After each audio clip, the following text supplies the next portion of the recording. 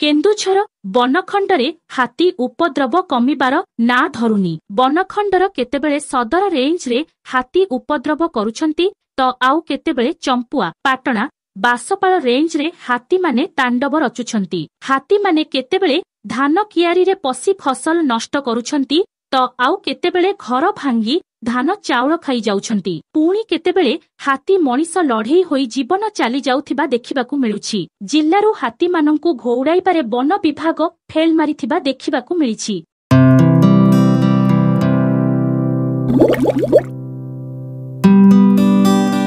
सदर रेंज र बेलदारे रहिथिबा 29 टिकिया हाथीपल एबे पाटणा रेंज को प्रवेश करी क्षयक्षति करि चलिछंती। पाटणा रेंज र खिरेइटांगिरी वनांचल रे हाथी माने प्रवेश करी क्षयक्षति करुथिबा देखिबाकू मिलिछि। गतकाली रातिरे जमुना पसी हुड़ीसाही रे पसी हेमंत कुमार गंधर्व अनादीर घर भांगिबा सहित धान चाउल खाई जाइछंती। वर्तमान एही दलरे 12टी माई हाथी रहिथिबा बेले 11टी दंता एवं 6टी छुआ हाथी रहिछंती। गोटाई छुआ हाथीर पादरे आघात लागिथिबारु से ठीक भाबरे चाली पारुनथिबा देखिबाकू मिलिछि।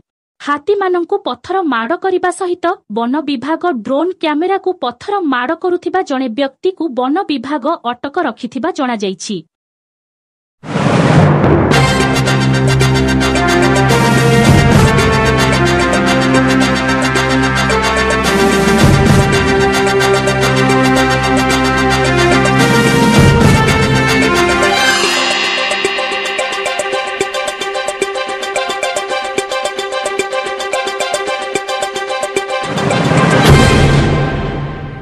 ब्यूरो रिपोर्ट बैतरणी खबर।